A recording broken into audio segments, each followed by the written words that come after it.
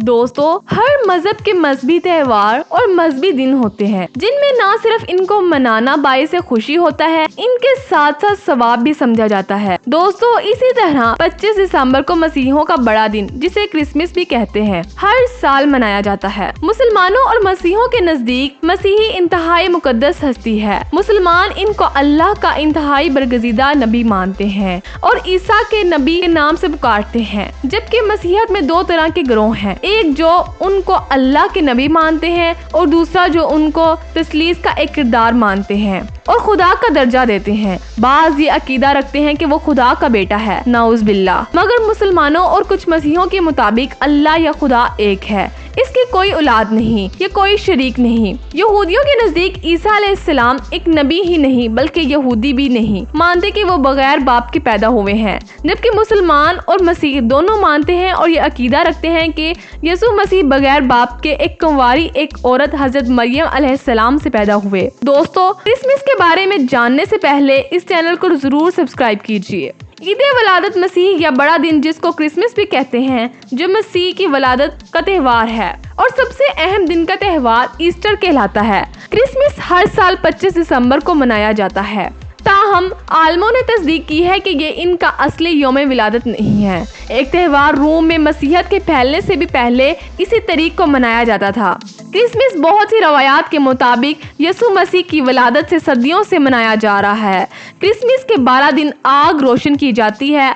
आग जलाने की लकड़ी तोहफे में देने का रवाज आम था। तराना क्रिसमस भी घर घर गाया जाता है। जिंग मॉग नामी ये त्यौहार नए साल की आमद की खुशी में 12 दिन पहले मनाया जाता था।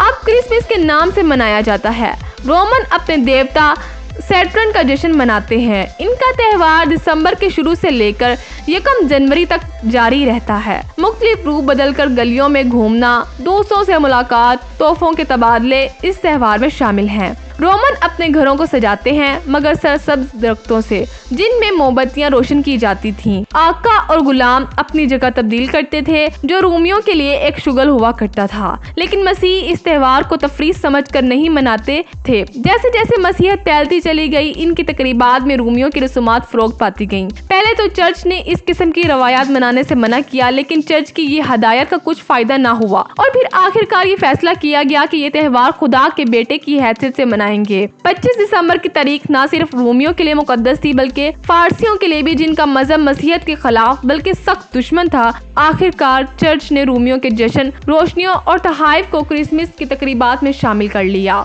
यसु, जिन्हें मसीह खुदा का बेटा समझते हैं, नाउज बिल्ला, की तारीख पैदाइश असल में किसी को भी मालूम नहीं। रवायात से ये बात साबित की जाती है कि यसु मसीह की पैदाइश का दिन 98 ईस्वी से मनाया जाता है। 137 ईस्वी में यह हुक्म दिया गया कि यसु मसीह की सालगिरह को बतौर मजहबी रस्म मनाया जाएगा। 350 ईस्वी में एक पादरी ने 25 दिसंबर को बतौर क्रिसमस के त्यौहार के दिन के तौर पर मुंतखब कर लिया। दुनिया के कई ममालिक में ईद वलादत मसीह बड़ी धूमधाम से मनाई जाती है। पाकिस्तान और हिंदुस्तान में भी मसीह बरादरी क्रिसमस त्यौहार बड़ी अकीदत और धूमधाम से मनाते हैं।